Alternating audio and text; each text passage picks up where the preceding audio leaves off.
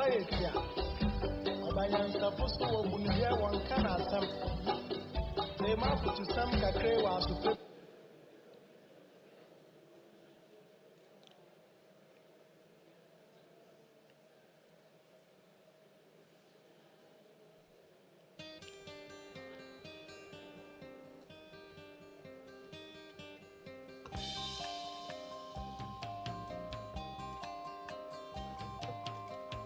You've been gone, it's an empty home.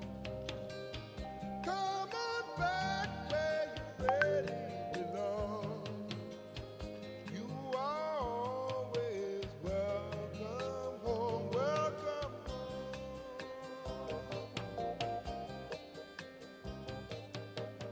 You've been kept down for much too long. Stand up, please, and say I am free. Don't forget you are welcome home, welcome home. Come with me on this happy trip back to the promised land. All will be happy and gay.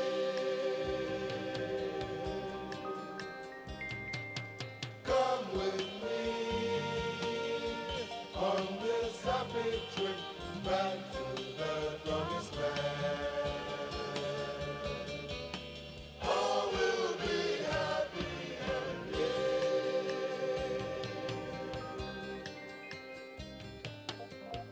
You've been gone, it's an empty home.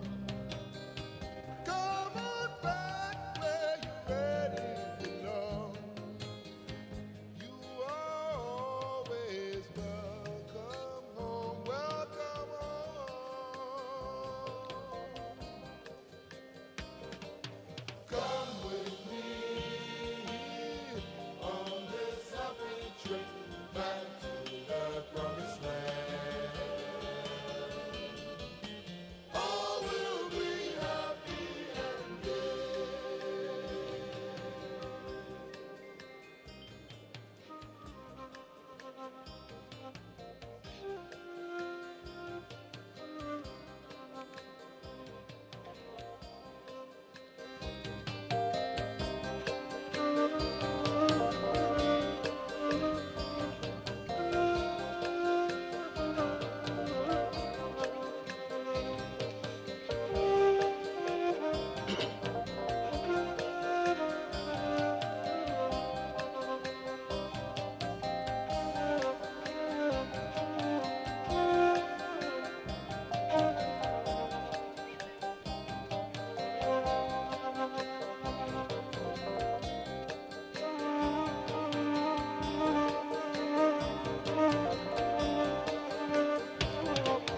Come with me on this happy trip back to the promised land.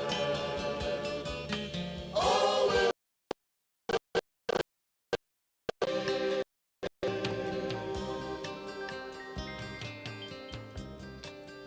welcome home, welcome, welcome home, welcome, welcome home, welcome, welcome home, welcome. Come on back, come on back, come on back, welcome to where you really belong. Come on back where you really belong. You are always welcome home, welcome home.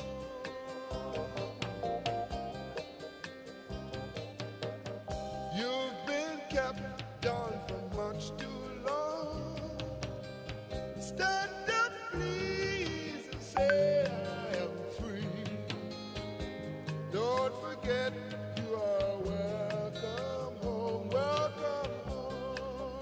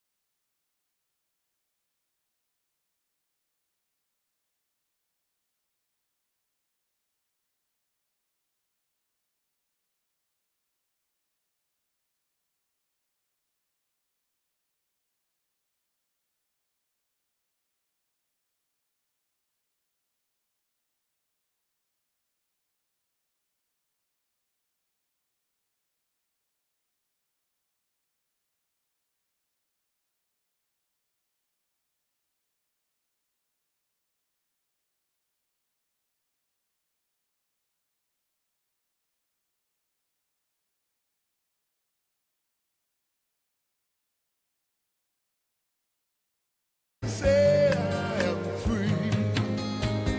Don't forget you are welcome home. Welcome home. Come with me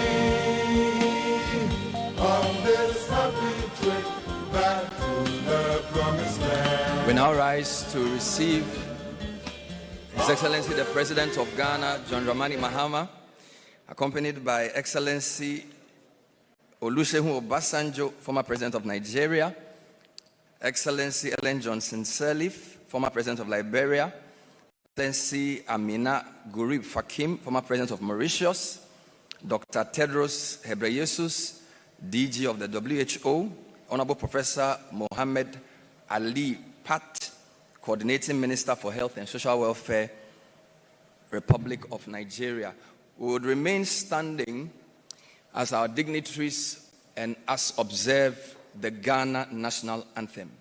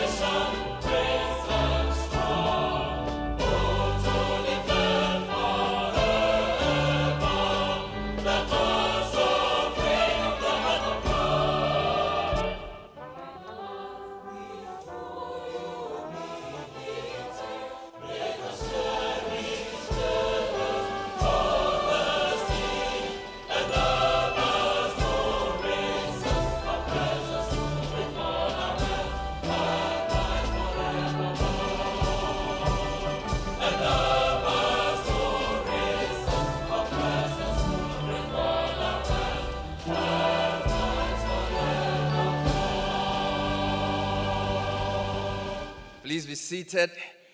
I heard an applause. You can put your hands together for the Ghana National Anthem. Usually, when this is played, it means we are ready to give Nigeria a good whipping in football. But because Baba is here, we will behave. Would like to first acknowledge the host and president of the Republic of Ghana, Excellency John Dramani Mahama. Welcome, sir. Please put your hands together for the president. We are privileged to have the former president of the Federal Republic of Nigeria, Excellency Olusegun Obasanjo, here with us. Thank you, sir. We are so grateful to have the former president of Liberia, Her Excellency Ellen Johnson Sirleaf, here with us. Thank you, ma'am. Extremely happy to have the former president of the Republic of Mauritius, Excellency Amina Gurib Fakim, also here with us. It's also a distinct honor to have the DG of the WHO, Dr. Tedros Ghebreyesus, here with us in Ghana. We have a whole raft of health ministers here. We would acknowledge all of them, but just for the purpose of protocol, I'd like to acknowledge, of course, the Minister of Health for Ghana, the host country, the Honorable Kobna Minta Akando. And of course, our cousin, the Honorable Professor Mohammed Ali Pat, coordinating. You are in the capital of Ghana, which is the gateway to Africa. When we say that, usually some people say Ghana is the gateway, we are the final destination. But there are three key words for today's program. We are here to reimagine healthcare, to co-create solutions for our future, and to insist on health sovereignty. This program comprises three parts, where we would have the official launch, which is where we are at. We would also have deliberate high-level dialogues, reflections, and collective action planning. And in the spirit of co-creation, even though I am the MC for the first part, I have a co-moderator in the person of the excellent Dr. Magda Robalo, who is a global health expert and the former Minister of Health for Guinea-Bissau. Let's acknowledge her with a round of applause. She will lead us through the heavy lifting. We'd like to make two quick announcements that for the exigency of the moment, this is a very different summit. there will be no coffee or cocoa breaks, but there is a lot of cocoa drinks in the lobby. We want to make the best use of time, and therefore you can go out and get drinks as and when you need it. The second announcement is that this program is being simultaneously cast in French, Portuguese, and English. And we've assisted with those facilities next to you so you can hear the language that best suits you. We like to set the scene by bringing upstage. He's been a Minister of Health for less than a year. His Excellency asked him to put his money where his mouth is, because as ranking member, he was doing a lot of advocacy in opposition. So now his job is to perform, to deliver quality health care to the people of Ghana. Ladies and gentlemen, help me welcome the Minister of Health for Ghana, the Honorable Kwabena Minta Akando, to set the scene for the Africa Health Sovereignty Summit.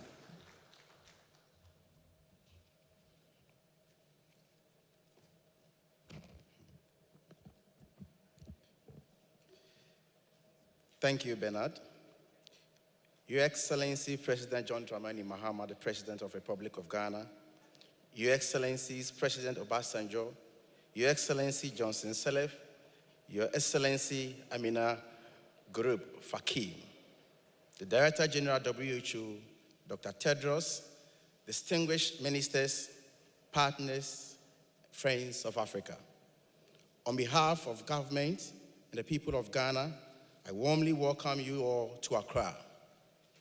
We gather today at a moment of both extraordinary urgency and possibility. Ladies and gentlemen, I see before me the faces of those who bear the heaviest responsibility in the modern Africa state to protect life. This summit is not about repeating old resolutions and polishing familiar declarations. It is about reimagining a future where Africa owns its health, where the well-being of our people depends not on goodwill from afar, but on wisdom, solidarity, and investment from within. As you might have realized, we no longer speak of compact, a first closed agreement. Now we speak of an initiative, a living, evolving commitment that breathes and dares, inviting us to work together step by step, altering our own story and shaping the future on our own terms. Your Excellencies, distinguished guests, the shift reflects clear feedback we received from governments, partners, and communities across the continent that called for a more flexible, inclusive, and dynamic approach to healthcare sovereignty. What do we mean by health sovereignty?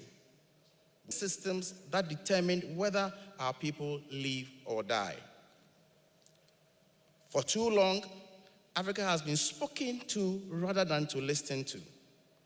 Our health budgets and policies were shaped more by donor ceilings than by public need. Much of this architecture was designed in crisis, and crisis often freezes systems that should evolve. As an African proverb teaches us, he who has health has hope, and he who has hope has everything. Health is a precondition for every liberty we cherish: education, employment, equity, even peace. A dependent health system cannot defend itself, and a sick nation cannot develop. By charity, after other more important sectors are handled. As Dr. Ngozi Okonjo-Iweala rightly said, health is development itself.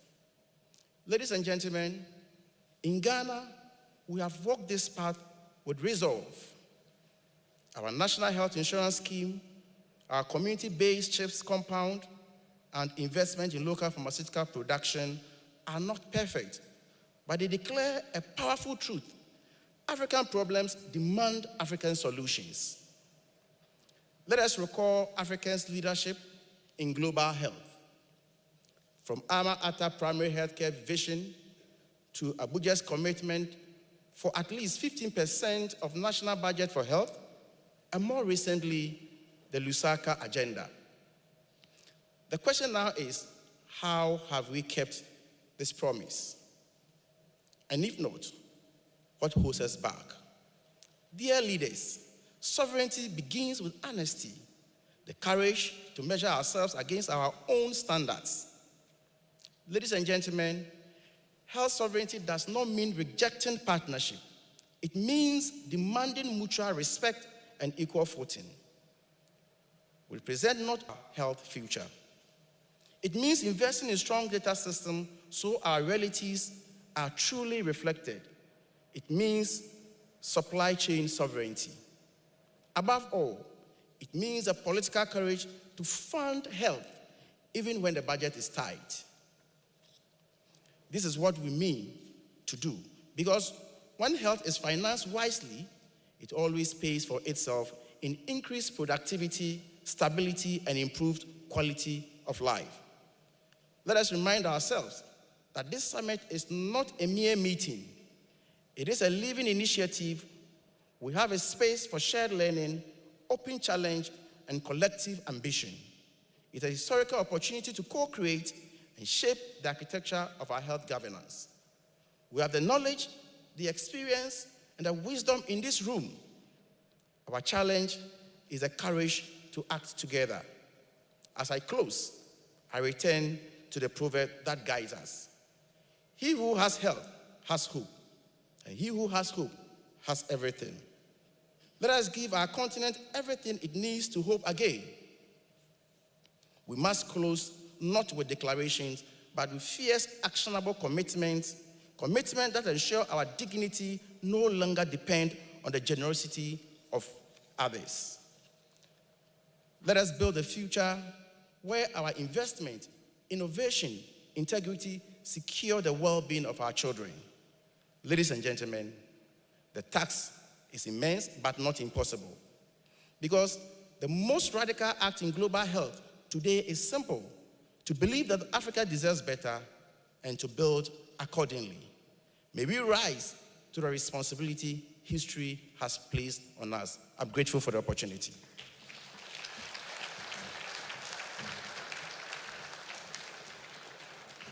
Thank you very much, Honorable Minister of Health, Kwabena Minta Akando.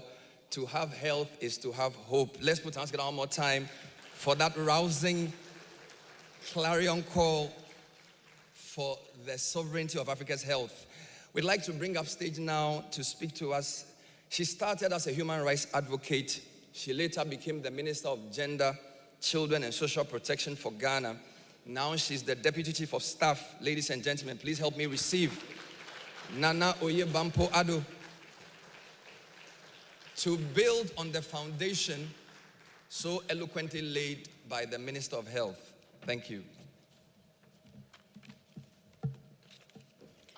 Your Excellency, the President of the Republic of Ghana, John Dramani Mahama. Excellency, the Director General of the WHO. Excellencies, former Presidents of Mauritius, Nigeria, and Liberia. Honorable Ministers, distinguished guests, ladies and gentlemen. Once again, on behalf of His Excellency, John Dramani Mahama, warmly welcome you all to Accra, Akwaba. Following on from the remarks of our Honorable Minister of Health, Honorable Akando, allow me to frame this summit in the appropriate context and focus on the outcomes that bring us together today. Your Excellencies, ladies and gentlemen, we converge in Accra at a critical moment for global health. Our hard-won gains are at risk, from maternal and child health to HIV and pandemic responses. Additionally, shifting geopolitics and reduced donor funding are testing the resilience of our systems. The global health governance architecture, built in a different era, no longer reflects Africa's realities of this time. It is no longer fit for for purpose. This high-level summit is our response. It is a call to reimagine health governance through African leadership and continental sovereignty. This summit is not a ceremonial meeting. It is a working co-creation. Lay the foundation for a presidential task force to design a time-bound actionable. We are also seeking to reflect on the changing global health landscape and its impact on Africa, both the risks and opportunities before us. We also seek to co-create bold, sovereign solutions that will influence a reimagined global health governance architecture with Africa as its center. We will endorse a sustained framework. This will be our vehicle for safeguarding health gains, driving country-led reforms, and preparing our systems for the future. We will define a clear roadmap beyond Accra, ensuring that the solutions we design here are socialized and adopted through key African and global milestones. From the African Union summits to the United Nations General Assembly and other global health fora, so that our collective voice is heard and acted upon. These outcomes are not just words on paper. They are the roadmap for delivery, from Rome to national capitals, and from our continent to the global stage. This summit is also a signal to the world that Africa is no longer a passive participant in global health governance, that we are authors of the reforms we need. We are investors on our own systems, and we are partners to the world on equal terms. By working together today, we are launching an Africa-led initiative that can reshape not only our continental approach, but also the global health order. We are going to make it today's realities. So this is a call to action. Excellencies, ladies and gentlemen, on behalf of His Excellency President John Dramani Mahama, I thank you all for joining us and for your comments, actionable next steps, and a shared determination to protect the health, sovereignty, and dignity of our people. And let us carry this work forward to every milestone, from every AU meeting, and also the United Nations. Let's carry this forward until these solutions are fully embraced and fully implemented. Thank you.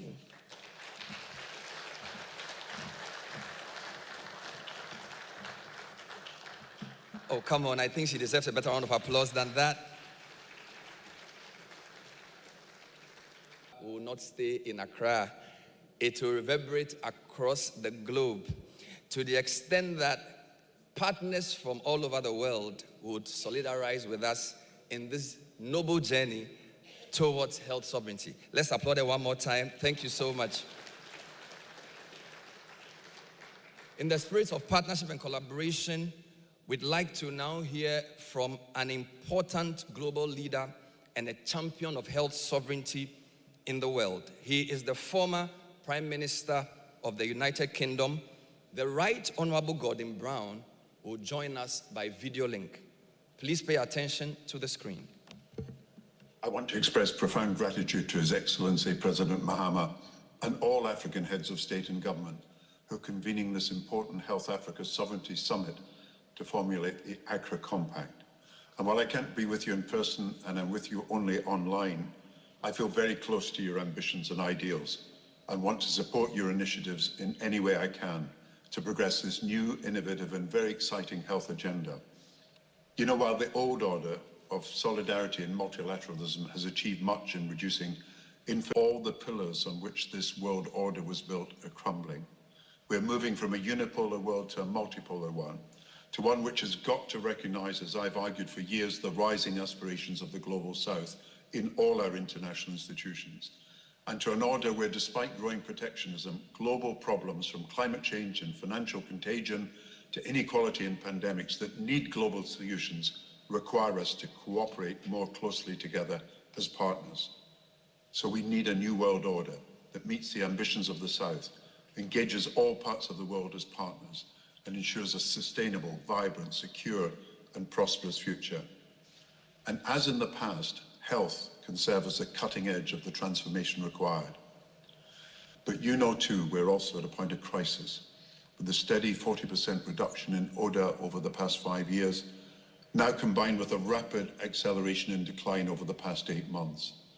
Global health as we once knew it is no more. I believe that even out of this setback, however, we can shape a better, more healthy future. Because I agree with the leaders from low and middle income countries who are now speaking out, not just against the reduction in promised provision of aid, but against the very system of dependency that failed in the end to deliver sustainable domestic health systems of the kind we need. And they are calling for us, as I call for us, to reimagine the future of global health, to build a new architecture informed by country-led and regionally led transition plans, to move from aid dependency to independent, locally linked development. And such architecture, as you have said, needs to draw on pioneering models of country-led transitions away from external health ownership and financing and towards self-reliance through capacity building. And that will take into account the need for local ownership of data, and will take into account new forces like the risk of displacement and illness because of the effect of climate change.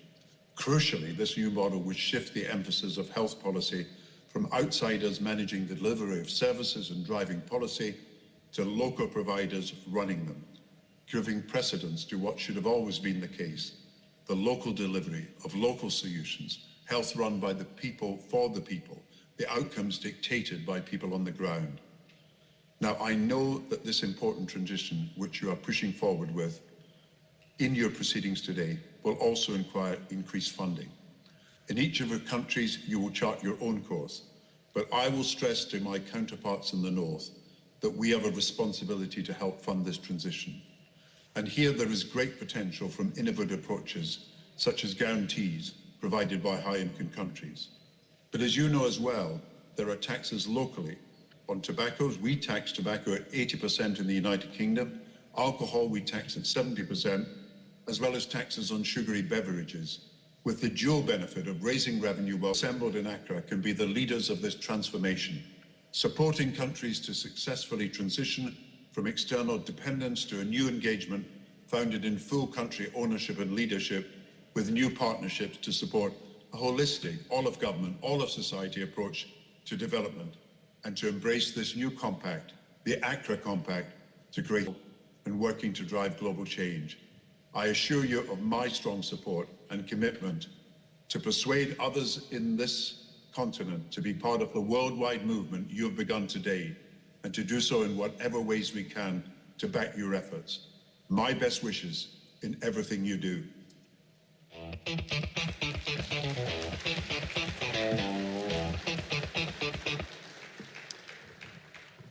We thank the Right Honorable Gordon Brown for recognizing Africa's central role in the future of global health. We now like to bring up a man we're very proud of here in Ghana, because we saw how ably he led the world during the dark days of COVID-19. And from those days, he hasn't looked back. We're very proud to have Dr. Tedros Ghebreyesus, who is the DG for the World Health Organization, to bring us his remarks. Welcome, Dr. Ghebreyesus, with a resounding round of applause. Thank you.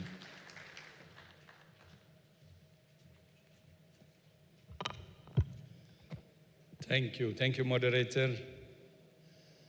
Your Excellency, President Mahama, Excellencies, former President Obasanjo, my good friend, former President Sirleaf, former President Amina, Excellencies, dear to join you today And my thanks to President Mahama for his leadership in convening us to chart a new course for the health financing and governance on our continent.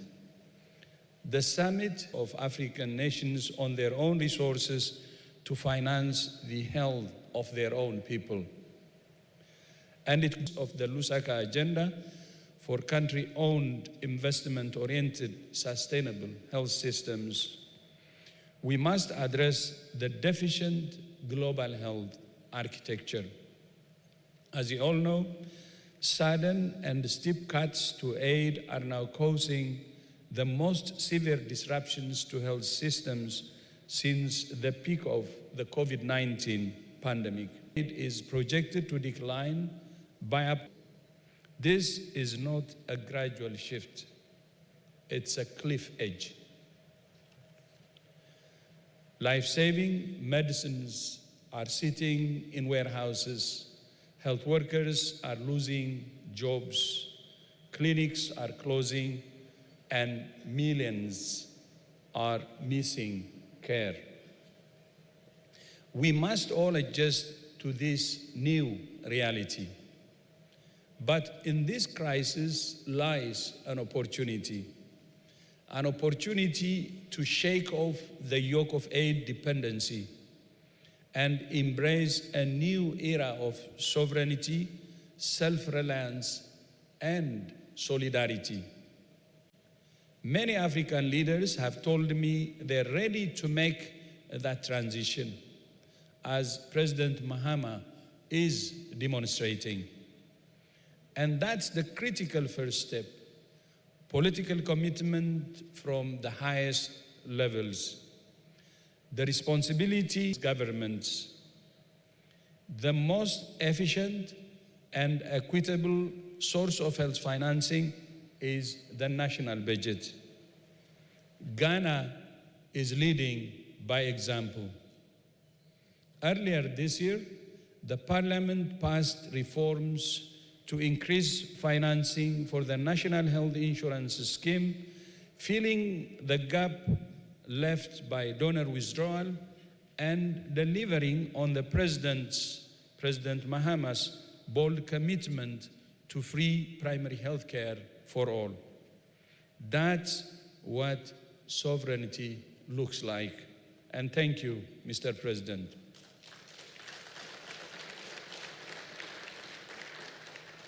Of course, private capital and philanthropic capital are both very important, but they can only complement public financing and they cannot replace it. And more money alone is not enough. What's important is how effectively that money, to 13% of health budgets in low and middle income countries go unspent due to weak public. It means lives lost. WHO is now working with governments and partners, essential health benefit packages and cost-effective policies by supporting countries to introduce or increase health taxes on tobacco, alcohol, and sugary drinks through pool procurement and investment in domestic manufacturing, by integrating donor-funded vertical programs into government-led systems based on primary health care, and through public health insurance, and through better budget execution using digital public health financial management system. We must also confront the structural constraints. Debt service burdens are crowding out social investments, and donor funding often bypasses national systems, making long-term planning almost impossible. We cannot ignore the broader economic context. In 2023, Africa received $74 billion in aid, but lost $90 billion to illicit financial flows and $55 billion to corporate tax exemptions. So Africa lost much more than it gained from aid. And this is unacceptable. One practical solution is health taxes. A 50% price increase on harmful products like tobacco, alcohol, and sugary drinks could generate an additional $3.7 trillion globally within 5 years and save millions of lives. Beyond domestic reforms, global change is essential. WHO is using its presence on global fora, from the G20 to the European Commission, the severe financing for development to the UN and the BRICS group, to call for a more democratic, fairer, and accountable global health architecture. In May, the World Health Assembly adopted a landmark resolution led by Nigeria, my brother here, Mohammed Pate, and co-sponsored by over 25 countries, including Ghana, South Africa, Senegal, and Zambia, calling for more domestic investment and deeper governance reform. It reflects the Lusaka agenda and the principles of one plan, one budget, one report. Inclusive health systems, guided by evidence and grounded in equity. Let me be clear. Africa does not need charity. Africa needs fair terms. As President Nkrumah said over 60 years ago, I quote, "We're not interested in handouts. We seek a new international order in which health and development are global rights, not privileges for the." The difference between crisis and opportunity is leadership. We need leadership from governments to invest in their people and their health. We need leadership from creditors to offer concessional lending at fair terms. We need leadership from donors to strengthen national health systems, not create parallel ones. Ultimately, health is not a cost to be contained. It's an investment to be nurtured in people, in stability, and in prosperity. And the leadership by President Mahama now to address these issues is very timely. Thank you, Your Excellency, and let's seize this moment not just to repair, but to transform. Thank you. Medasi.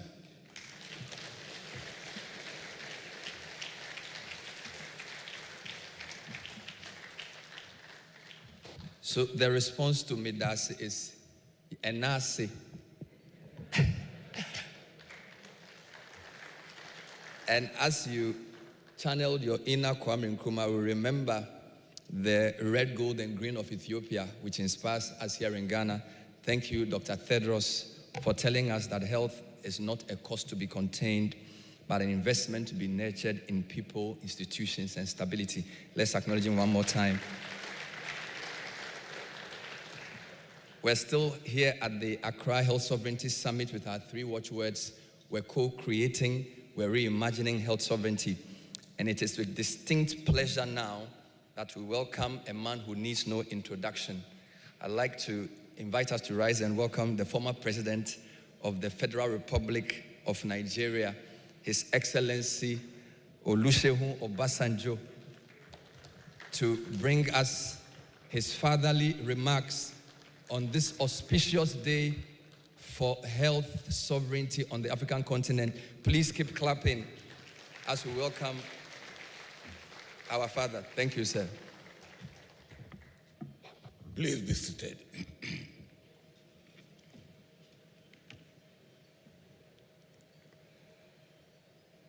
President Mahama,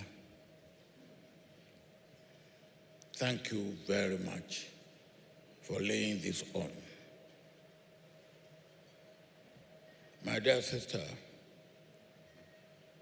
President Johnson Sirleaf, thank you for making it here and giving encouragement to our brother. President Amina, thank you also for being here. Tedros, I won't say president, but you never know. Thank you for being here.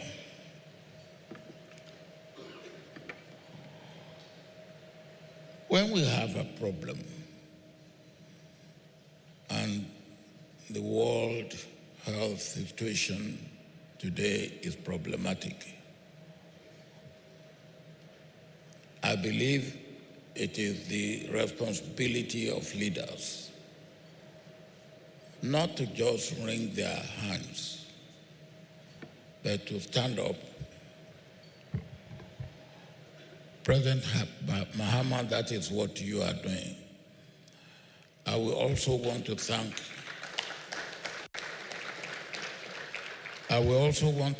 President Kagame, who has been spearheading African health, financing, architecture, and infrastructure.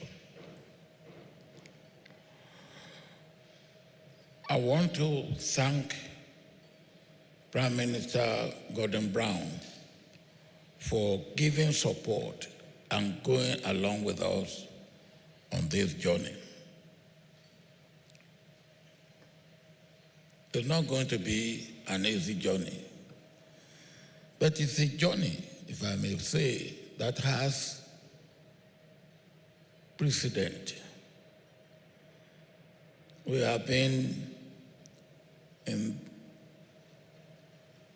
very critical health situation in the past. We had Ebola. We had HIV/AIDS pandemic. We had COVID-19 pandemic. But HIV/AIDS in particular should give us something to cheer about, something to give us hope, and something that can lead us to where we need to go in the fractured global health situation that we are in now. I don't believe that I need to belabor the situation that we are in, but I believe what we need is solution. How do we move from the present to the future, immediate future, of hope, of confidence, and of health security for all? Let me start at the family level, family and community level. I believe that we need to do more with traditional medicine. I was in a meeting not too long ago, about, 15 years ago.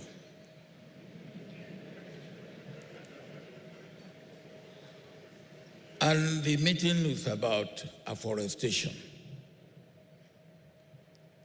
And when I got there, the people, I started saying, I went to them, I said, look, we are here for afforestation.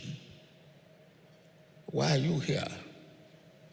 And they said they were in for afforestation too. And they told me and said, 80% of the drugs we buy in the pharmacies have their origin in herbs. And what is happening is that these trees are being cut, they're being destroyed. Nothing from there. So the herbs that we have in our villages and rural areas are useful of what they sell to us, having their origin from herbs. At the family and community level, we can use more herbs than we are using traditional medicine. In Africa today, that doesn't have health insurance in one form or the other, we can expand and enhance health insurance. And 25% of our health insurance fund can be used to manage our health architecture and go into health infrastructure. At the continental level, just as we have now risen to have a peace fund, appointed special envoy for the Horn of Africa, and I was handling the situation in Ethiopia. AU was waiting for European money before I could start, or American money. Today, 5 of us have been appointed as facilitator for DRC and Rwanda. Immediately, AU made available $1 million out of Peace Fund. That is progress. I believe we can have a health fund for Africa. And this health fund can be managed by Africa Development Bank. And the source, to start with, something like $100 for flying in within Africa. And then, of course, we can see what else we can do to enhance that fund. But we need health fund for Africa. Global, I believe at the global level, we should have health security for all. Health security for all.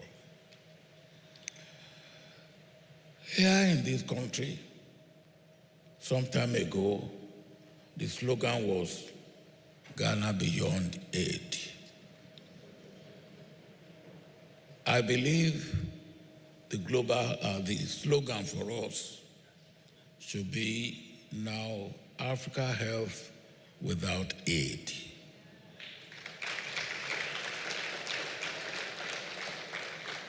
But with global partnership, solidarity, cooperation, and collaboration, and of course, togetherness. Because pandemic, as we have seen, knows no geographical boundary, knows no borders. We have to work separately and together for security for all, health security for all. Thank you.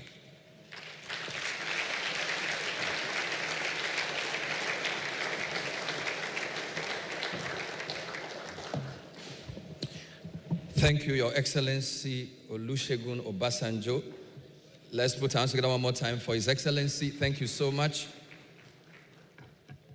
From Ghana without aid to African health without aid. Please be seated. This is still the Africa Health Sovereignty Summit coming to you from Accra, Ghana. We have heard from the doyen of Nigerian politics, Excellency Olusegun Obasanjo. We will be bringing up shortly our host and special guest. But before we do this, as has been alluded to by other speakers, this man is very committed to healthcare to the extent that he has put his name under a very important initiative of his. We went to the streets of the country to find out the expectations around that very important initiative and their hopes around that program. So before we bring up His Excellency, we'd like to show you a short video documentary of what ordinary Ghanaians are saying about the expectations of the Mahama Cares program. Please pay attention to the screens.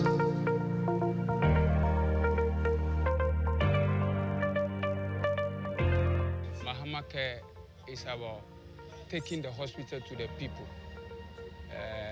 in such a way that when you go to the rural areas, they find it difficult getting to hospital.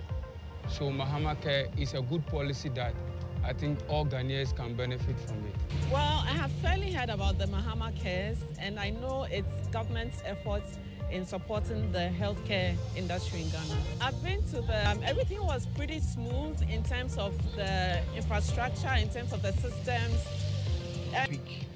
And I think that if government invests more in that, it's a good thing, because you know you are coming to get well, not to take something back home. The Ridge Hospital I've been hearing, but I haven't been here. This is my first time. I think I came here 4 days ago, and I can say that the nurses and the doctors, like the attentive, they are very good. They took very care of my mom. When she came, the high pressure, she was very bad, but they very took care of her, and I can say they did very well. What I came to see here, I was very impressive.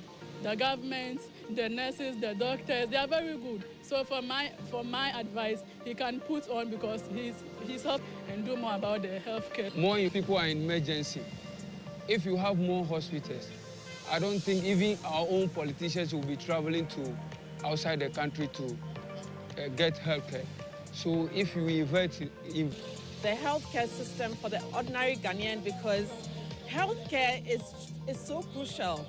And as Ghanaians, if you don't have it, each district has a hospital or has a working clinic, will help the citizens in those areas, you know, to thrive and to prosper. I have visited UGMC. It's top-notch, honestly, from my experience, and some of my family members who have attended or have gone there for healthcare services. It's really been good so far. I don't have anything to complain about, because when it comes to the infrastructure, everything is there. There are doctors there too, and then the maintenance, every time, you know, the place is being well kept. I've been to Accra Regional Hospital, Rich, and I've been there myself. When I'm ill, I reach there. I've been there myself. It's okay. Everything is all right, and I think the standard too is okay. But the only problem is the workers there. I think just 2 days, we saw the minister himself visiting some of the hospitals, unexpected, and he saw what is going on.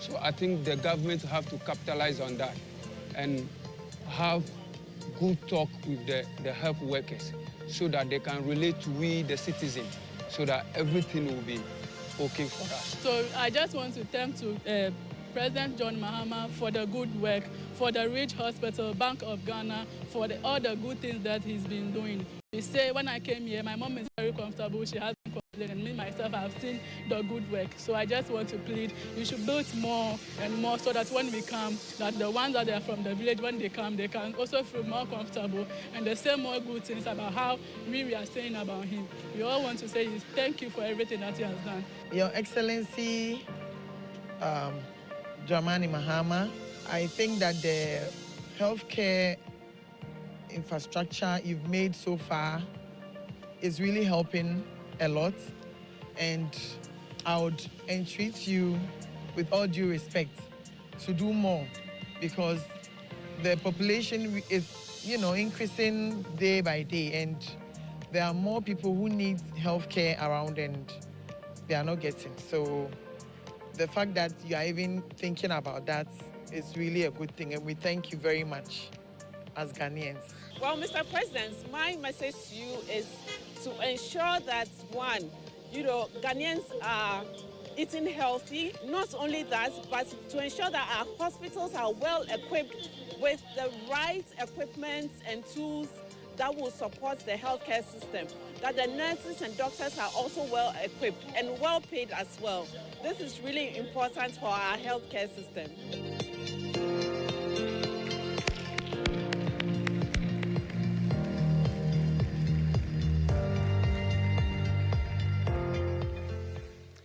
Great expectations from the streets of Ghana. We've heard from the citizens. Now let's hear from the man himself. Let's rise and welcome our host and special guest, His Excellency, the President of the Republic of Ghana, John Dramani Mahama. Please put your hands together.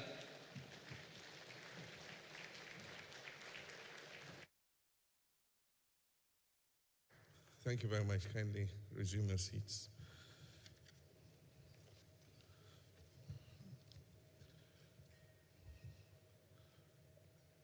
A few months ago, I had one of the rare weekends when I didn't have a social engagement. And so I decided to take it easy at home. And then I got a call. It says, President Obasanjo is coming to see you. I said, Baba, you won't let me rest small. And so he arrived with a big retinue of people. And it had President Obasanjo, our friend Mark Daibo, Michelle Sidibe, Edem Aziogonu, and Archbishop Duncan Williams. Now this had happened just after the events in America where the US aid office was shut down and America announced a suspension of US aid programs. And so even though the issue of health sovereignty and domestic financing of our health systems had been an issue of discussion for several years, that event made it even more urgent. And so Baba had dragged all these people with him and said, we need to hold a conference and put some more urgency into creating resilient, self-sustaining, and self-reliant health systems. And so that is how come the idea of this summit was born. And so President Obasanjo, Archbishop Duncan Williams, Michelle Sidibe, Mike Daibo, Edem Aziogonu, and all of you who gave birth to this idea, I want to thank you. It's because of you we're here today. I want to thank the DG of the World Health Organization for leaving everything and coming to join us. His presence lends importance and urgency to the subject that we're discussing here. And he said something. He said the difference between crisis and opportunity is leadership. And so I think that as leaders of Africa, we must take the bull by the horns and lead this conversation and ensure that we're able to build more resilient health systems. My sister Amina, who hosted me when she was president of Mauritius, I want to thank you for coming. And my mother, Johnson Sirleaf, former president of Liberia, I want to thank you also for coming. Minister Pate, all the ministers from Guinea-Bissau and other countries who have joined us today, I want to thank you. In the holding room, I was discussing with Director General Tedros, and I was talking about President Ruto having invited us to come and understudy their primary healthcare system. And it turned out that the technical assistance for setting up that system came from the World Health Organization.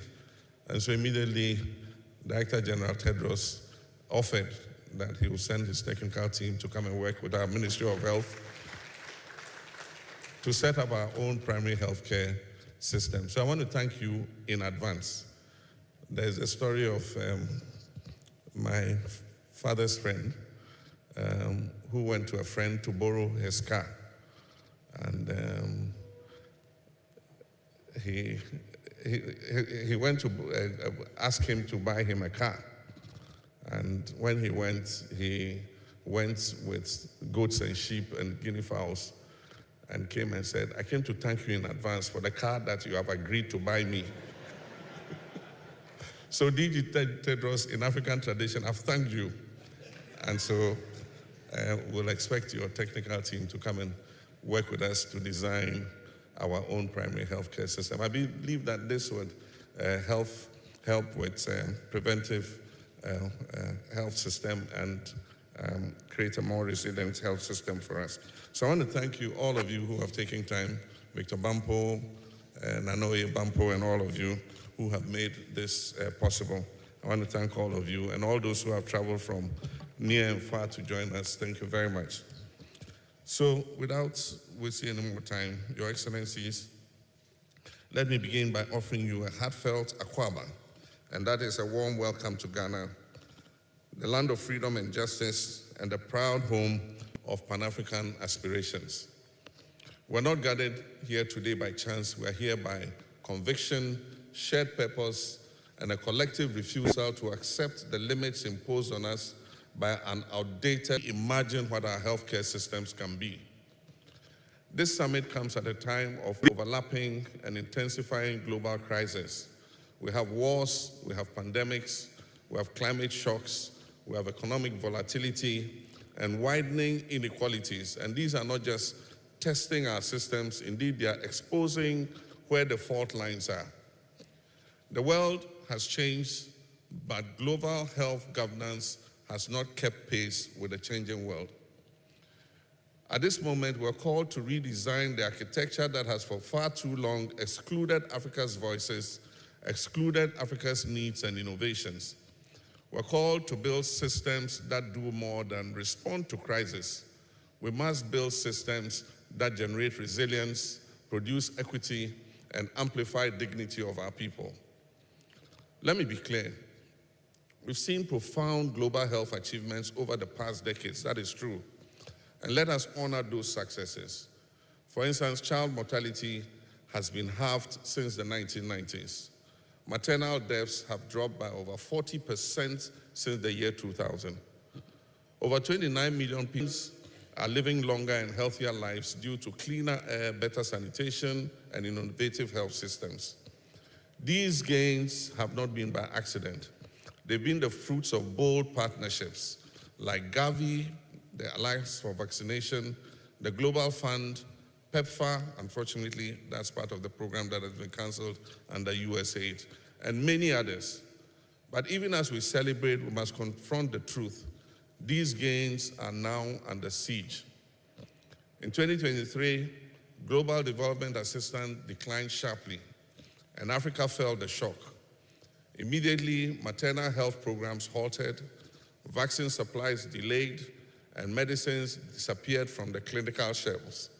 In Ghana, our community-based health delivery model, which we call the CHIPS compound programs, was brought to its knees by abrupt funding withdrawals.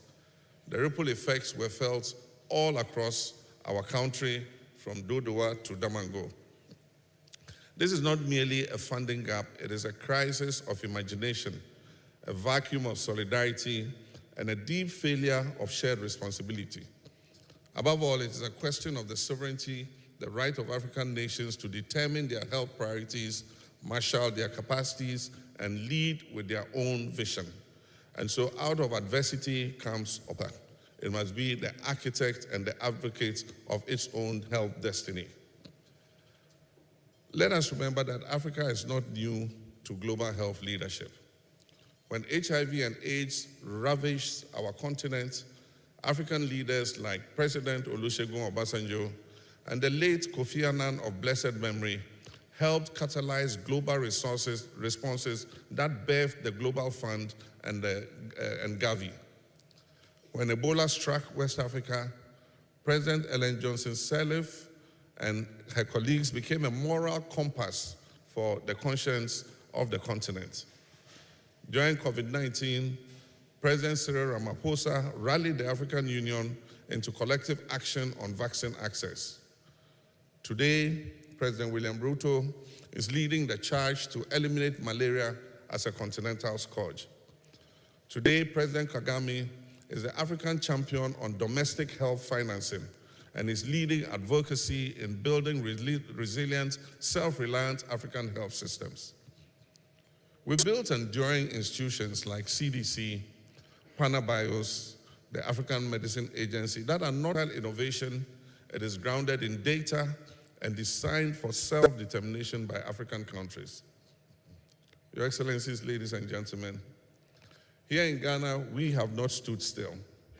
We have uncapped our National Health Insurance Scheme financing, opening a fiscal space of about 3.5 billion cedis more for broader and deeper health coverage.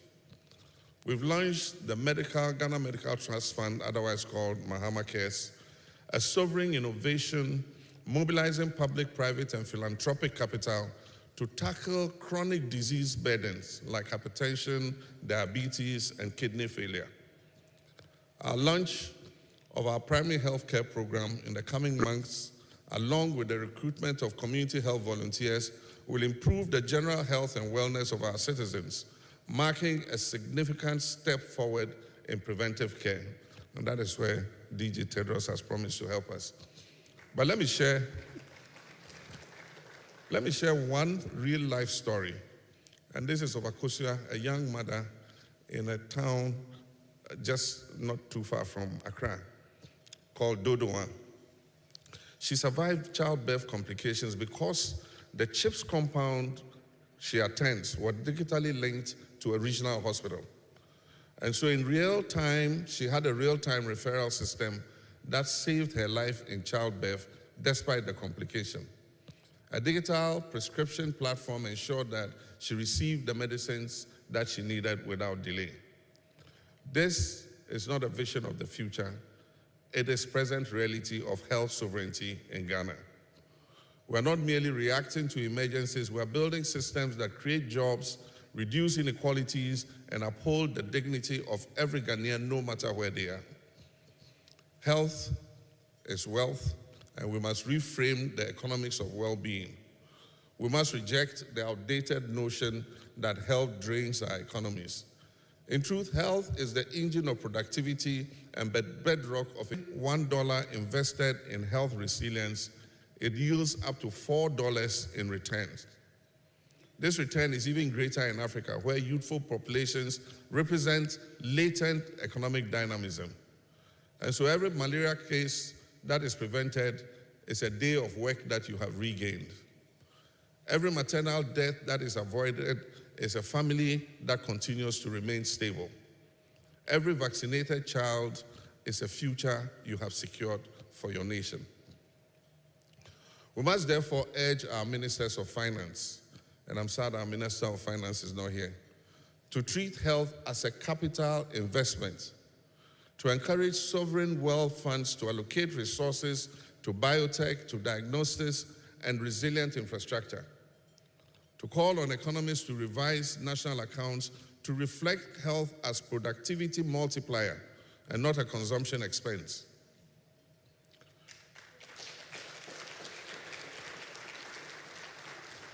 And so I suggest that we act decisively at 3 levels. And the first one is that globally, we must champion a new health governance architecture that reflects a multipolar, digitally interconnected, climate-challenged world. Health governance must be democratic, it must be just, and it must be fit for the 21st century realities. The second one is that regionally, Africa must guarantee the African Continental Free Trade Area health corridors and the AUDA-NEPAD resilience agenda. These are all things that we need to scale up. And then nationally, we must execute not merely plans, This requires political will, domestic resource mobilization, and as DG Tedros said, effective leadership. So success is going to depend on our scaling innovations like PanaBios for digital health verification and pandemic preparedness, Proper for transparent medical supply chains, and BioNovac to transform vaccine production from molecules to the market. And what are the new commitments? Today, I'm pleased to announce two significant commitments. The first is the Presidential High-Level Task Force on Global Health Governance. This will be a convenient platform to engage global and continental partners to redesign the health governance systems for the world we live in now, not the world of yesterday. The second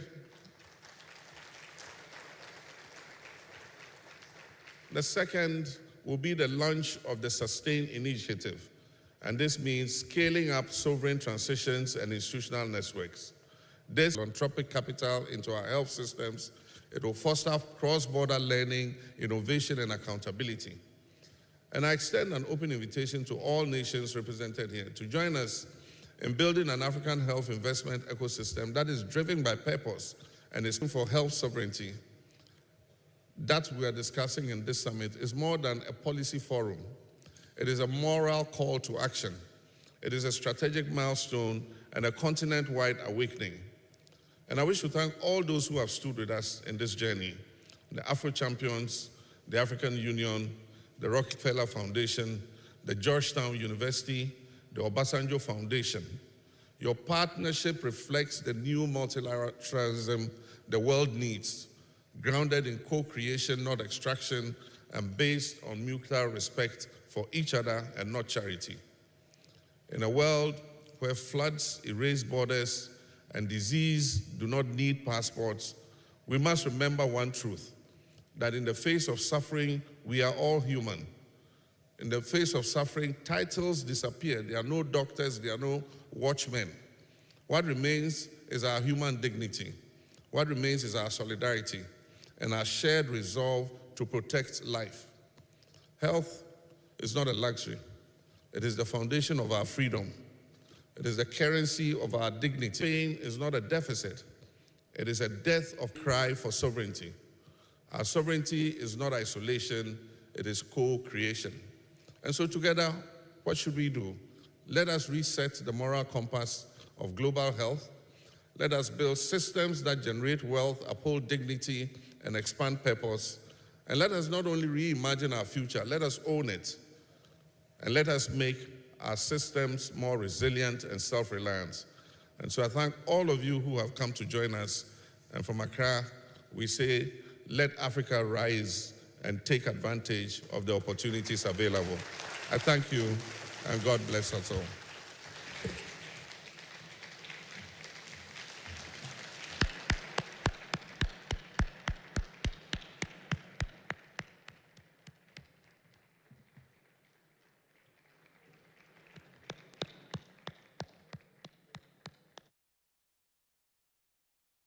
Excellency John Dramani Mahama, the President of Ghana and the host of the Africa Health Sovereignty Summit. Please put your hands together one more time. A new health finance architecture, homegrown solutions, effective leadership. The time to act is now, and the place to begin is here. Your Excellency, we hear you. Thank you so much for that clarion call. And we, the people of Africa, will take up the charge. We'd like to thank all our speakers, dignitaries, and partners for setting the tone for the next phase. We are closing the opening ceremony, but we're opening the discussion portal. I'd like to invite upstage Dr. Rabalu to help me, because after the national anthem and the excellencies leave us, we'll be jumping straight into a working session. You.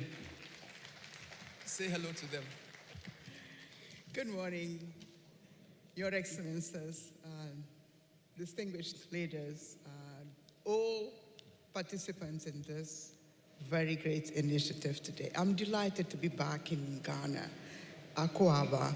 I was here and I could testify the leadership of President Mahama during the Ebola outbreak when I was the head of WHO country office here. So as I take over from Bernard, I look forward to your bold initiatives, your bold ideas. We are here to speak frankly, candidly. Nothing is going to be prevented to come from your mouth. We want together to shape the future for global health. Thank you. Thank you, Dr. Obalo. So we'll be in their hands right after His Excellency and dignitaries leave us. We'd like to respectfully ask us to rise for the Ghana National Anthem, after which His Excellency and his guests would leave us. We would remain in this room for the next session, which starts immediately after they leave. Please remain standing.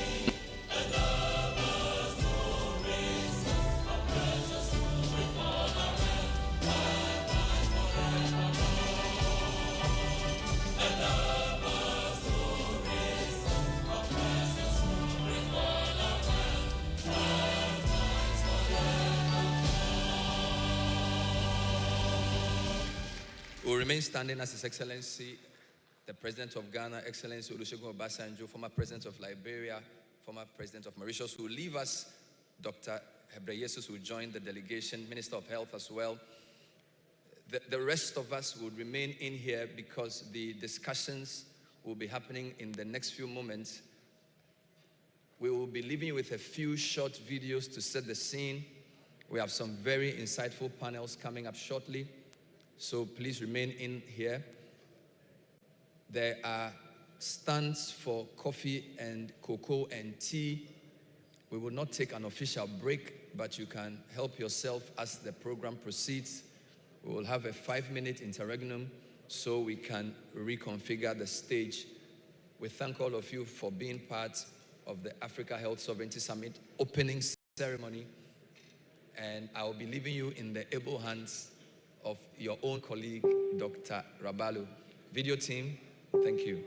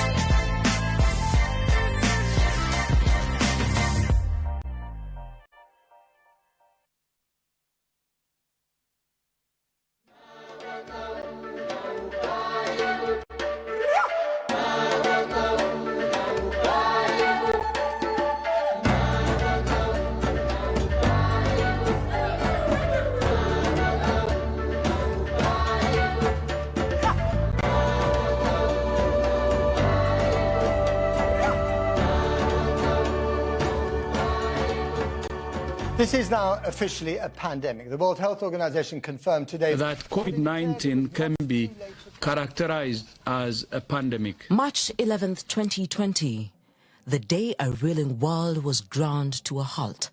The World Health Organization declared COVID-19 a global pandemic. The world watched in horror as highly resourced health systems capitulated in terror in the face of a vicious virus.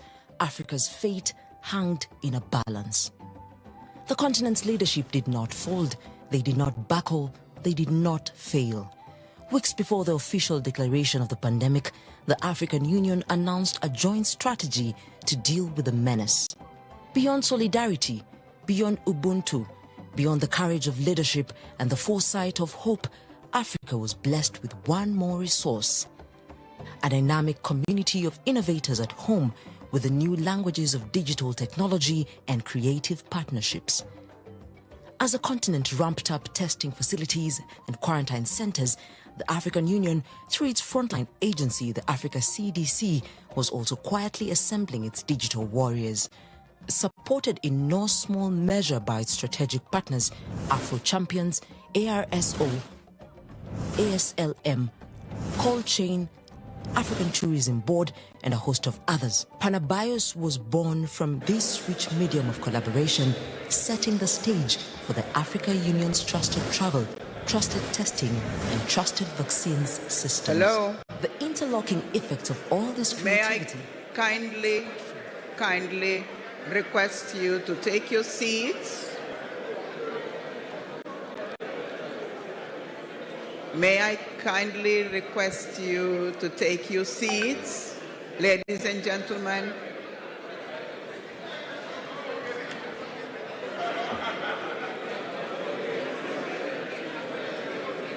Ladies and gentlemen, you are kindly requested to take your seats. We are about to start.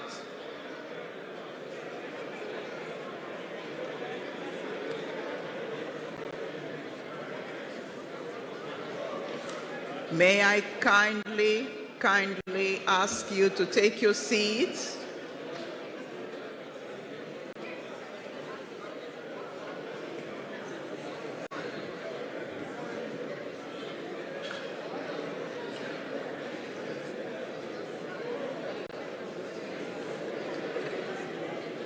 Ladies and gentlemen, kindly.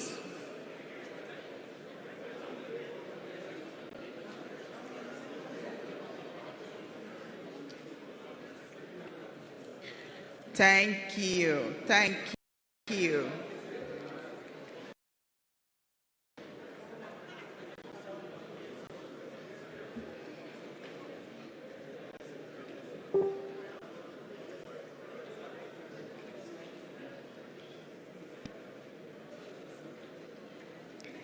Your Excellencies, Honorable Ministers, Deputy Ministers, distinguished leaders, colleagues and friends, ladies and gentlemen.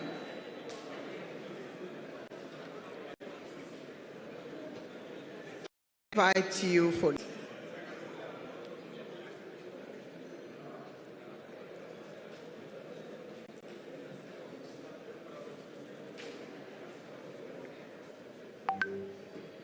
I want to add my voice to those who preceded me to wish you a warm welcome to Accra. And I'm rejoicing to being back in Accra, where I had the opportunity to serve in my previous professional life and could experience firsthand the leadership of President Mahama as he dealt with the Ebola outbreak that ravaged West Africa in 2014.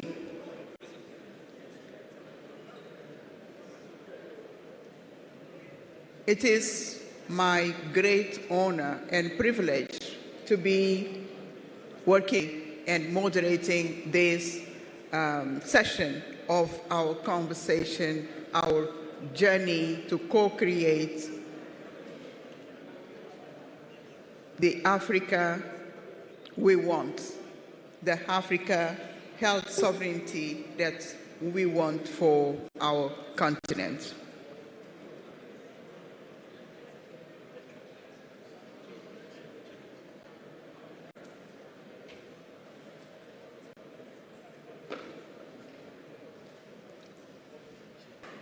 We are happy to have you with us.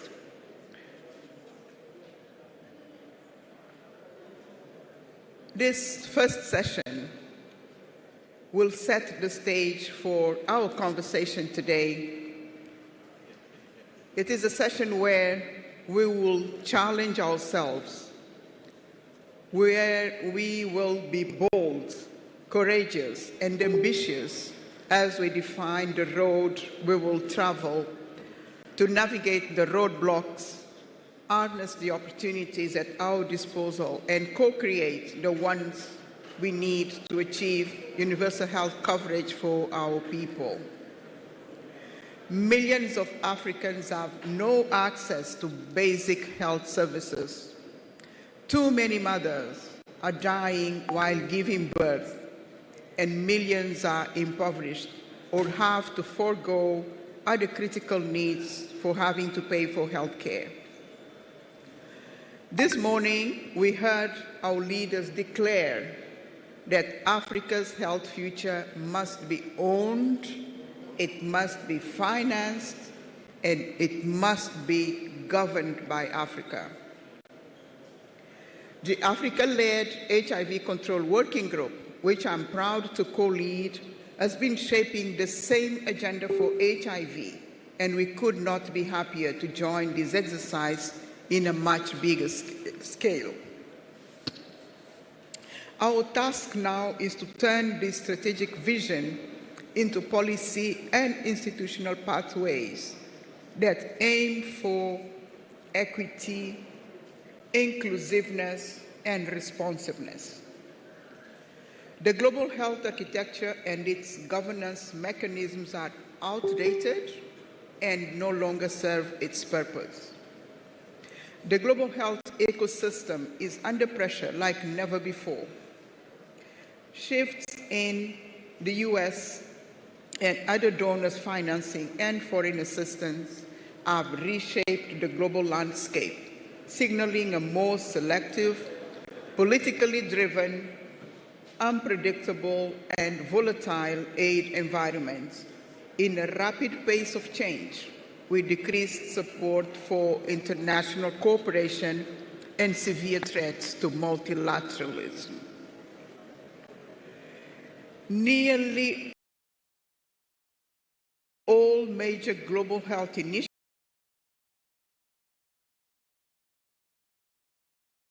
are in replenishment cycles. Gavi, Global Fund, Pandemic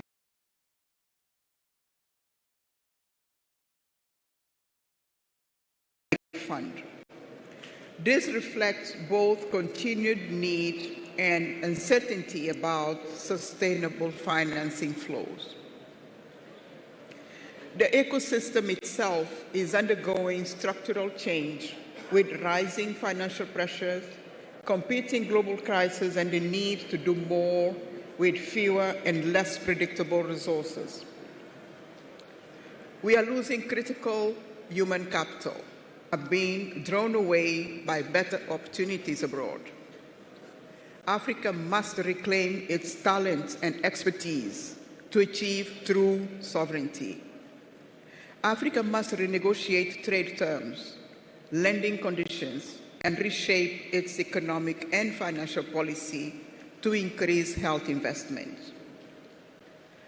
The COVID-19 pandemic exposed our dependence, the fragility of our fragmented systems, and the human and economic costs of reactive and nationalistic global governance. If we don't reimagine and rebuild this architecture to dismantle the power imbalances and the inequities in which it is built and rooted in country and continental sovereignty, we will remain vulnerable to perpetual cycles of dependency and external shocks. The future of global health starts in our countries, in our communities, and is dependent on how well we foster and accelerate our economic growth and redistribute the benefits to our people. We need to eliminate fragmentation and the reform of the global health architecture is not an if question, but a how question. And Africa is part of the how, with the purpose and the power of access to quality health services and equitable health outcomes for all, particularly the most vulnerable. Sustainability and self-reliance are courageous political choices. Sustainability in particular is fundamentally political. It demands domestic financing, integrated institutions, and leaders who make health a non-negotiable priority. Self-reliance, it was repeated here, it's not isolation. It does not mean isolation.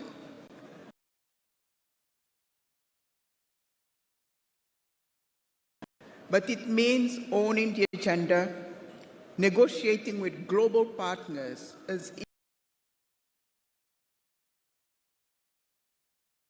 equals, and ensuring solutions are designed for African realities and needs. By the African leadership. Nigeria are already showing that with the right reforms and political will, dependency can be reduced and eliminated. But to increase scale and scope, we will need courage, coordination, and continental. There are critical building blocks that we need to consider if we are going to make a shift in the right direction.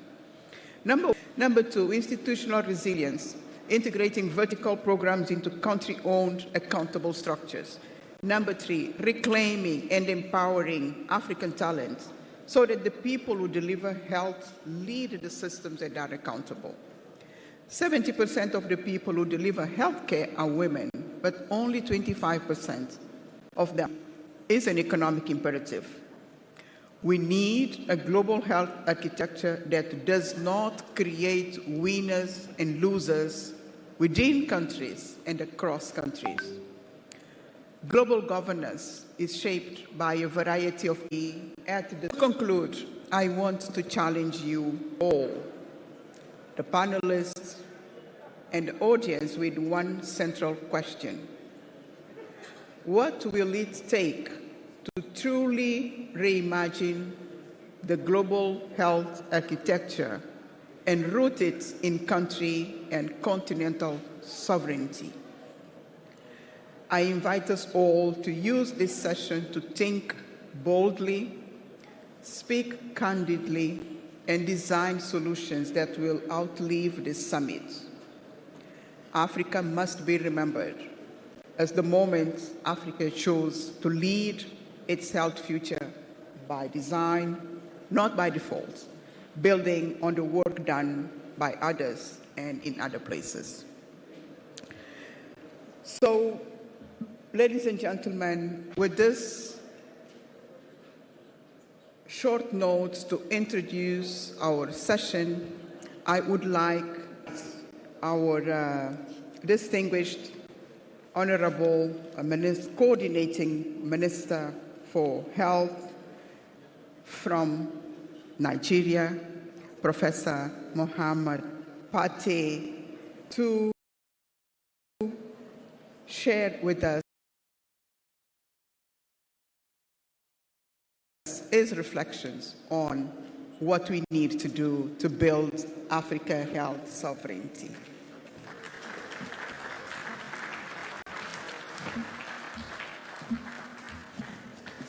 Thank you, Magda. Your Excellencies, our former heads of states, Baba, former President Olusegun Obasanjo, our mother, former President Sirleaf Johnson, former President, members of this forum. It is really a great honor that my colleague and I, Minister of Foreign Affairs in the Federal Republic of Nigeria, Minister of State, Bianca Ojukwu, and myself are here on behalf of President to be part of this conversation. Excellencies, it is indeed a great honor for us to be invited for a conversation among African leaders and close friends of Africa to reimagine global health governance, consider new multilateral arrangements and health financing approaches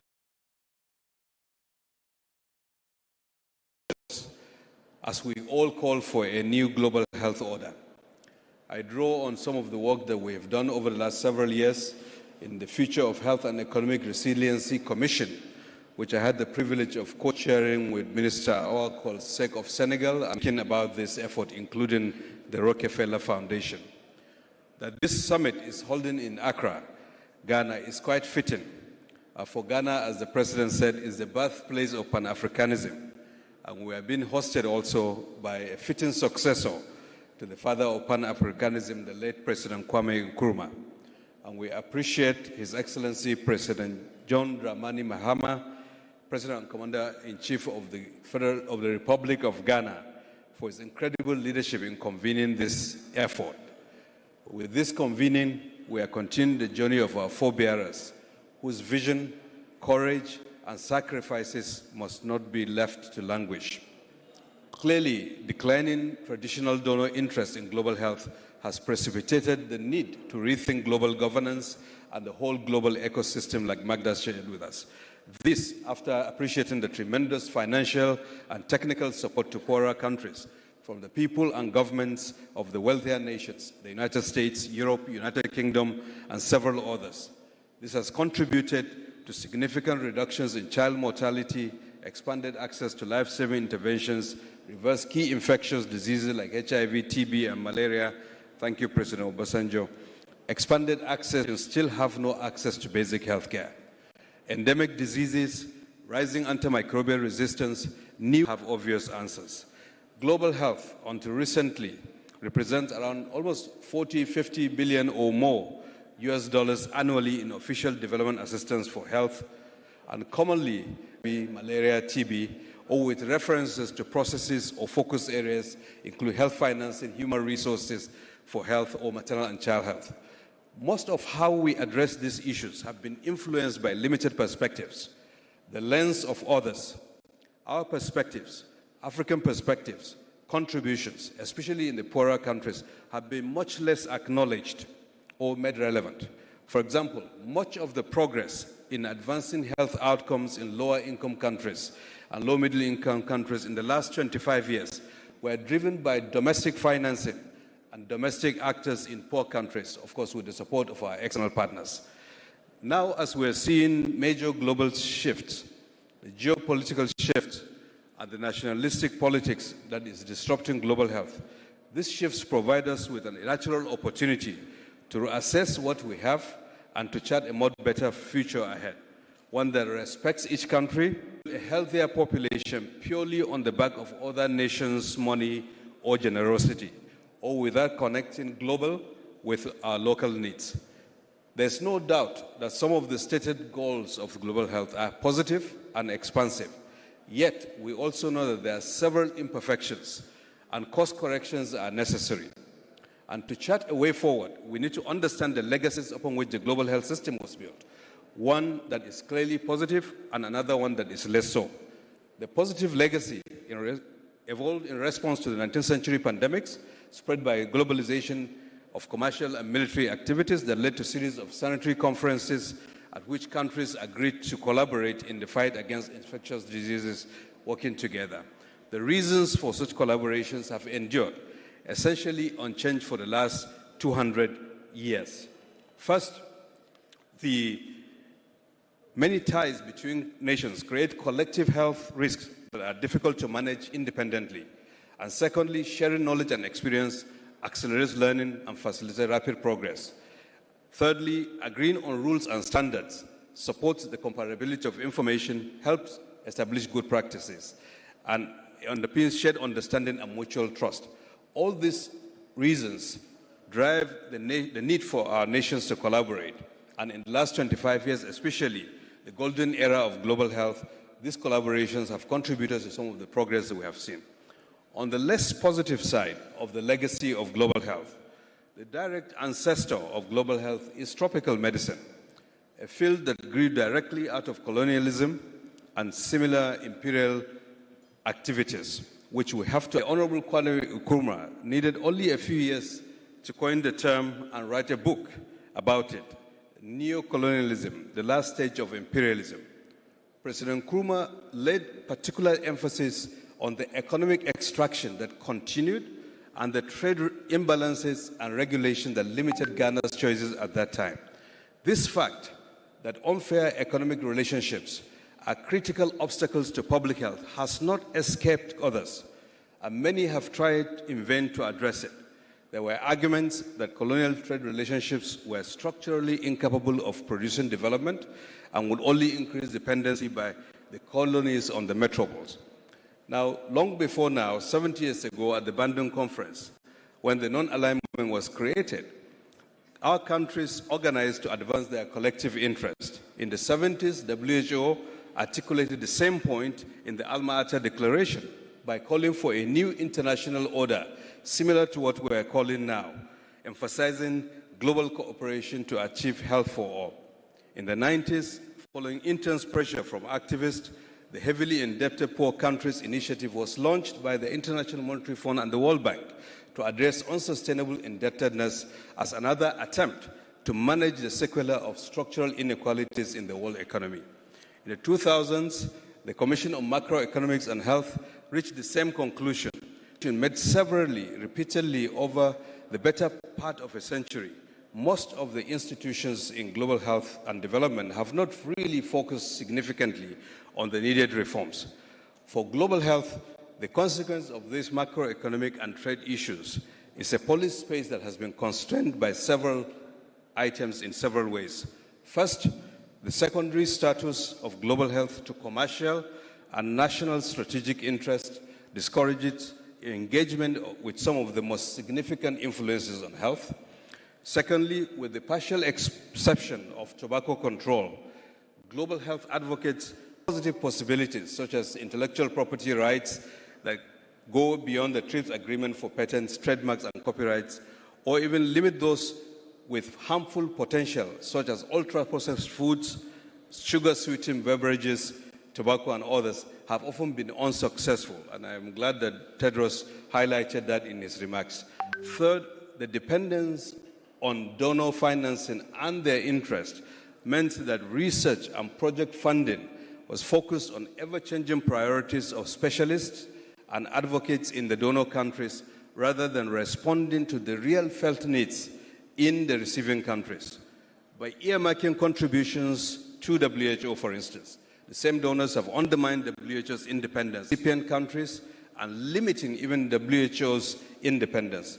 Plus, the resultant deindustrialization or lack of manufacturing capacity prevalent in our countries by channeling organized demands away from our local markets. And fourthly, the dominance of those macroeconomic factors enforces an intellectual ecology in which economic factors have primacy. This is seen in the high emphasis on value for money. Value for money brings a focus that challenges public priorities that do not generate easily measured economic gains, such as services for the poor, improving health systems, or even the basics like water and hygiene. In place of public health staples common to all rich countries, sanitation, hygiene, water filtration, public utilities, nutrition, housing, waste removal and management, inspection and enforcement, and the like, global health had emphasized more of other things and tools. Important issues like malaria, TB, HIV, and other specific diseases that also have, by chance, strong lobbyists, drug companies, advocates, academic specialists, and other philanthropists. The primarily disease focus does not necessarily always underlie our own ideas of health or well-being, but it does match the professional and economic interests that tend to thrive in the global health arena in some instances. These limitations are similarly evident in the global health, academic and private sector partnerships. However, despite these limitations, we have seen some progress in the last 25 years. I had mentioned the Global Fund as a good example, the Gavi, the Vaccine Alliance, the Global Financing Facility, CEPI, Pandemic Fund, and several others. More than 70 global health partnerships. Meanwhile, now the resources are dwindling. Fragmentation has become even more of a challenge. New ideas specific for African leaders and the Friends of Africa to consider towards reasserting health sovereignty for the African continent and similar other areas. I will itemize them. First, for us to think about establishing an Africa, Asia, Latin America, and the Caribbean Strategic Alliance. Considering the long-term strategic alliances which had been forged for the last 70 years or more, since the Bandung conferences, forerunners the latter Alma Ata Declaration that birthed primary health care in 1978, in other regions to form an axis for reshaping the global governance arrangements and the agenda of global health. This needs care so that we don't fall into big power politics. But it is necessary if the idea of regional sovereignty is to manifest in the face of existing huge power imbalances. Such an alliance can mandate appropriate expertise to renegotiate trade terms, including for health products, consider restorative measures for past unresolved injustices. 2, rebalance the paradigms of the cult of panacea, the things and tools, with the cult of hygiene, prevention, from disease management to health production, prevention and wellness. At the country level, ensure that investment cases are owned by national governments in partnership with our civil society and the private sector.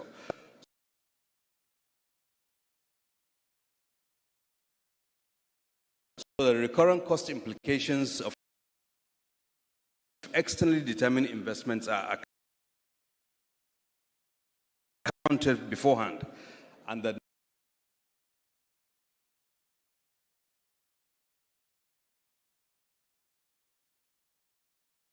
no supranational interest subvert our national sovereignty. Third, to focus on African data sovereignty. Relevant national and continental institutions should immediately come together to assess, coordinate how Africa standardizes, regulates and controls, protects and develops its health data infrastructure and limit its opportunities for extraction or exploitation by outside interest. For example, creating a charter on Africa health data.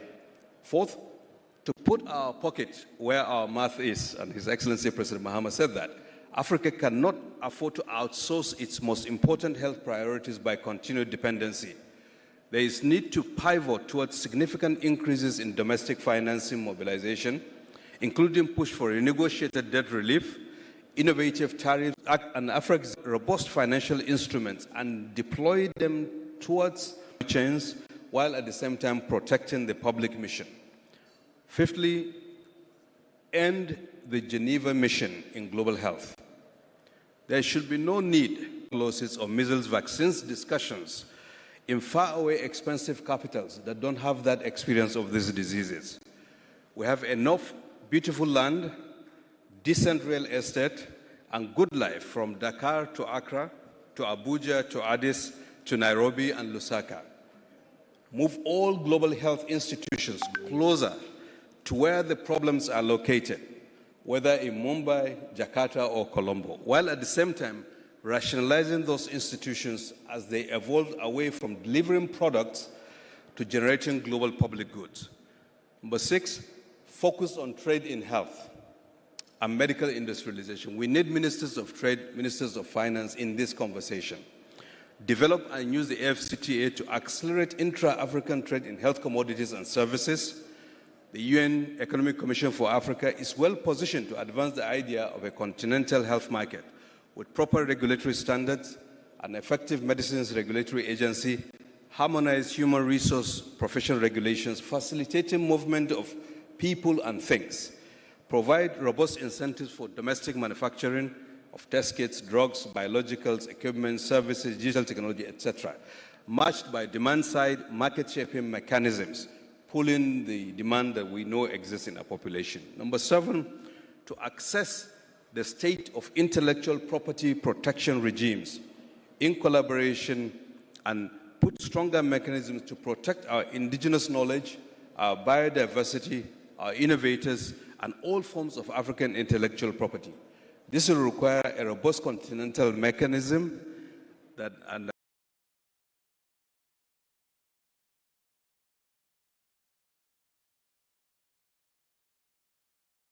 also advocates for accelerated investments in higher education, research, and development. Number 8, revisit all existing biosecurity agreements with other nations to balance needs for pathogen access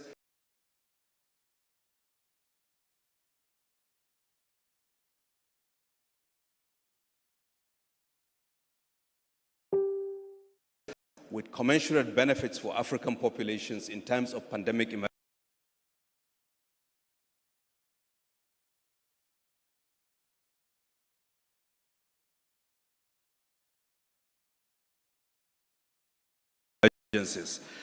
This includes African co-ownership of platforms and databases of pathogen genomics. And number 9, the Africa CDC, which was mentioned earlier, to strictly focus on its mandate regarding core public health functions, ensuring proper disease surveillance, outbreak and epidemic intelligence capacity building, readiness and response coordination, and to avoid mission creep. And number 10, create a continental health army. I think Magna alluded to that, comprising our frontline health workers, identified and trained to be mobilized in health emergencies as we had seen during Ebola. And number 11, to harness African knowledge systems, pursue an effort to codify our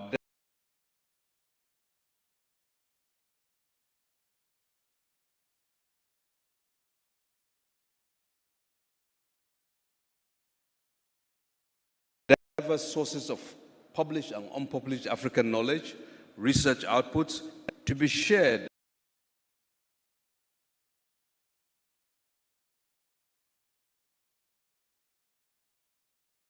and acknowledged.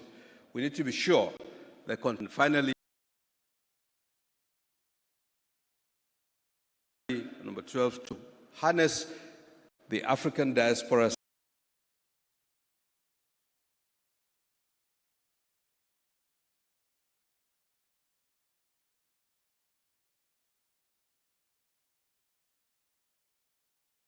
systematically, whether all over the world, including the Caribbean, to deploy its skills, resources, and networks,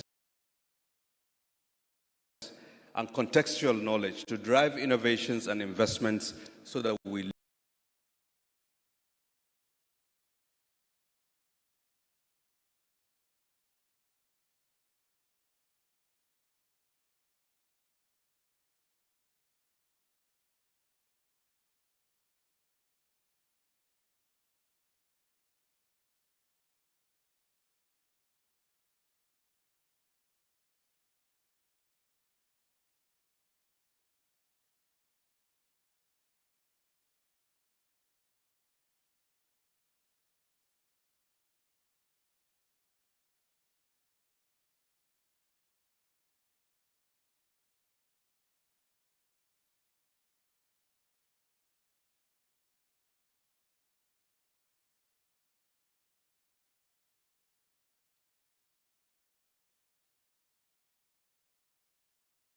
right now, and how this is, of course, impacting the health issues.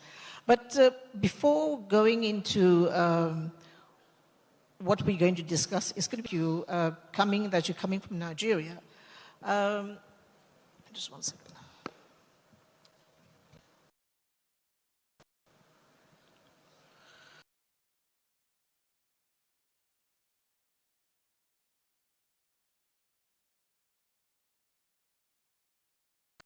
What is Nigeria doing in implementing bold health reforms from financing to primary care? What key choices are driving this transformation, and what lessons can other Africans take from it? Thank you. I think the President launched his Health Sector Renewal Investment Initiative that is focused on health outcomes, starting from looking at the governance of the health sector in a federal system, but also on the foundations, the primary health care. It's an old story, but making it happen, expanding the footprint so that we give the basic services, expand health insurance, the intersectoral determinants, the preventive efforts, alongside our subnational, our states, our local governments, in a coordinated manner. In other words,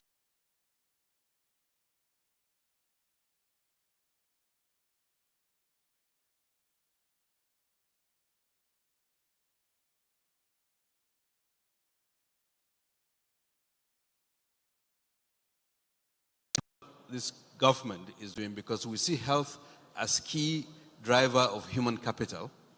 It's a cost as also a consequence, and it's an investment. It's a long journey. We've started. This president is 2 years.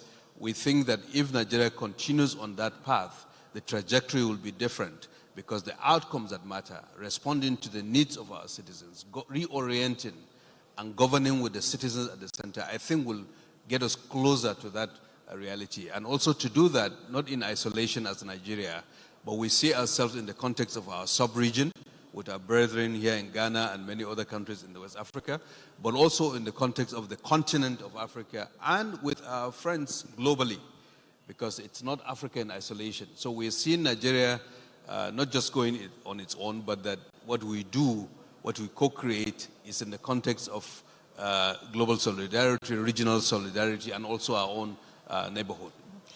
In your keynote, you touched on something which is African data sovereignty. Is Nigerian, and you have a mass of information. How does a country like Nigeria tackle something like this? I think this is an area where I think there's a lot of work that is needed.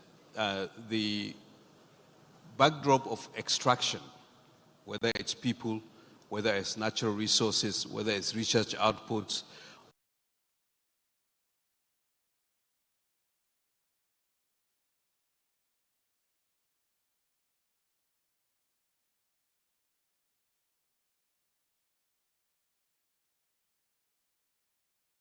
or more recently now in the contemporary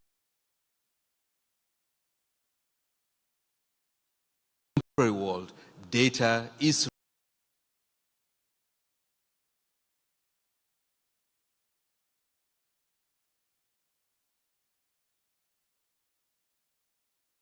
resource. And as we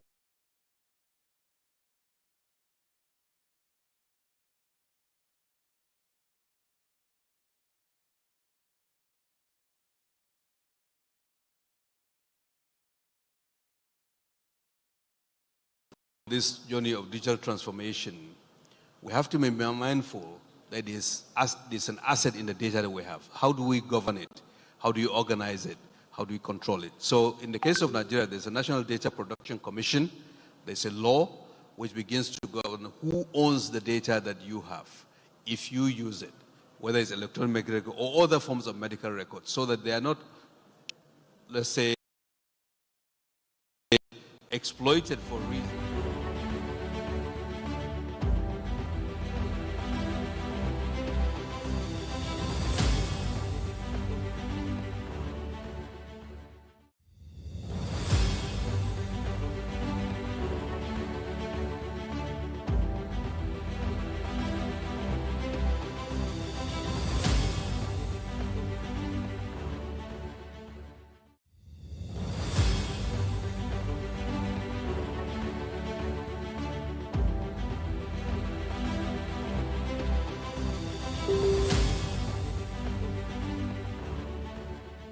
You have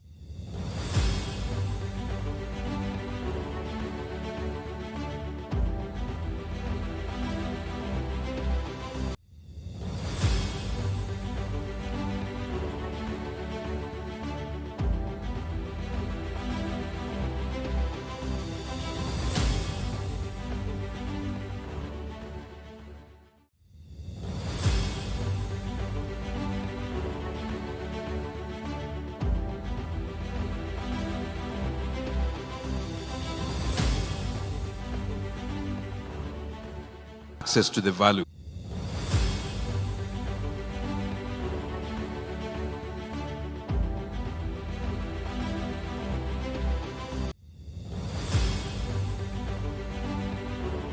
That's a